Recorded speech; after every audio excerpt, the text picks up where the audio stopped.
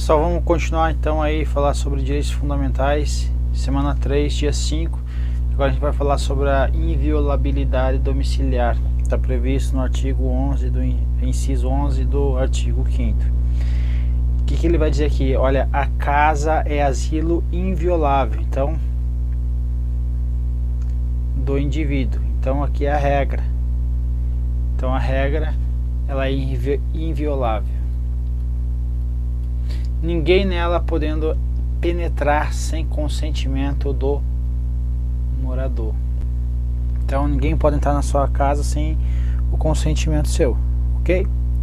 Agora, temos algumas exceções. Quais são as exceções? Salvo em caso de flagrante delito, é uma situação. Então esteja cometendo um crime na casa, então é a primeira situação. Pode ser a qualquer horário, ok? Qualquer horário está ocorrendo flagrante delito, posso entrar, ainda que a regra seja que é a casa inviolável. Outra situação, quando ocorrer um desastre ou prestar socorro, certo? Ou desastre ou para prestar socorro. Então a regra novamente é inviolável, mas ocorrer um desastre, um desabamento, eu posso entrar lá para salvar a família, prestar socorro? Posso. Ou durante o dia. Durante o dia, por determinação judicial. Então eu vou cumprir um mandado de prisão para alguém, só posso durante o dia, perfeito? Durante o dia. Então, durante o dia, por uma determinação judicial. Então, o que o examinador gosta de colocar nesse inciso? A casa é asilo inviolável do indivíduo, salvo ninguém dela podendo penetrar sem consentimento do morador, salvo em caso de flagrante de delito durante o dia.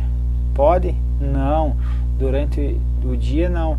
A qualquer hora. Então, vou colocar aqui flagrante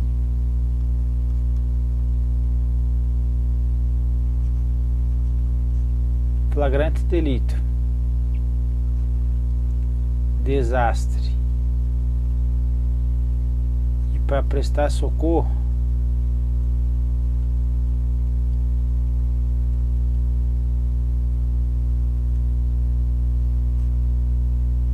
a qualquer hora. Perfeito? A qualquer hora eu posso entrar. Agora, para mandado judicial, para determinação judicial, mandado de prisão, somente durante o dia. Então não esquece isso.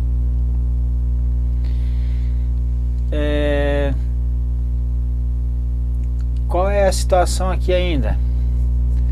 Então vai dizer que nenhum agente público, esse aqui é um HC do STF, ó, nenhum agente público ainda que vinculado à administração tributária poderá, contra a vontade de quem de direito, ou seja, sem o consentimento do morador, ó, contra a vontade de quem de direito, ingressar durante o dia sem mandado judicial, não tem mandado judicial, em espaço privado não aberto ao público. Então, um espaço privado não aberto ao público, onde alguém exerce sua atividade profissional. Então aqui, o que o STF está fazendo? Está ampliando o conceito de casa. Então, casa, além de asilo inviolável da pessoa, além do indivíduo, além da sua residência, a casa poderá ser o quê? Local onde se exerça a atividade profissional.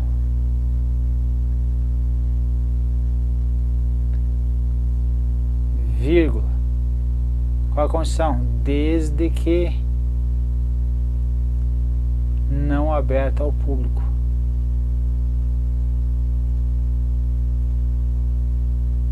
Certo?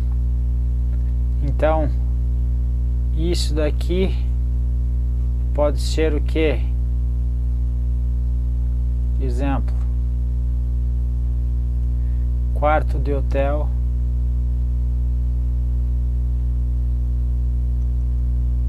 pode ser, além de quarto de hotel, escritório,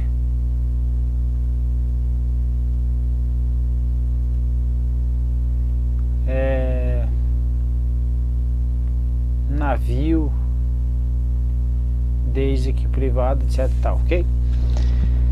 Então,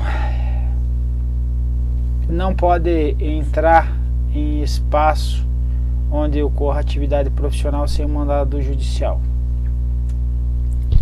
Então, o conceito normativo de casa, então, revela-se abrangente e por estender-se a qualquer compartimento privado não aberto ao público onde alguém exerça profissão ou atividade. Então, é um compartimento fechado não aberto ao público. Conceito de casa mais amplo, mais abrangente, compartimento privado não aberto ao público. Inclui-se então nesse conceito apartamentos de hotel, casa de praia, embarcação, consultório médico, escritório de advocacia, inclusive lojas e estabelecimentos não franqueados ao público. Provas ilícitas. Artigo 56. São inadmissíveis, ou seja, não posso ter dentro de um processo o que? Provas obtidas por meios ilícitos. Então são inadmissíveis provas obtidas por meio ilícitos, ok?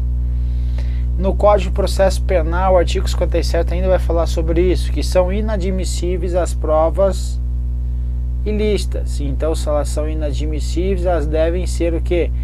Desentranhadas do processo.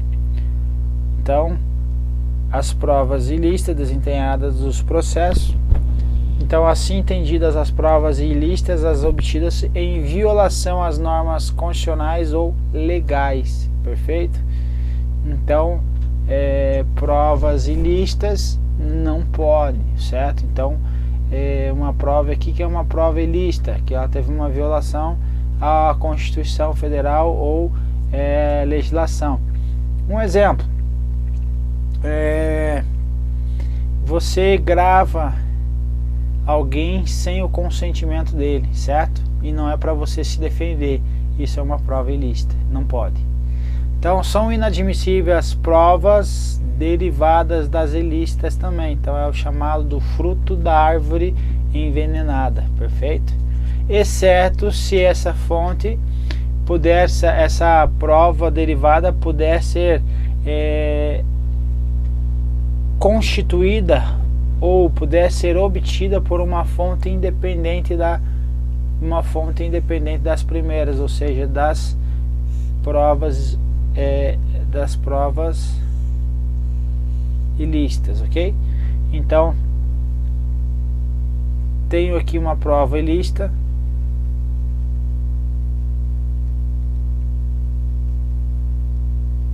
por meio dela eu cheguei numa outra prova. Essa aqui vai ser derivada da ilícita, também vai ser ilícita, não vai poder.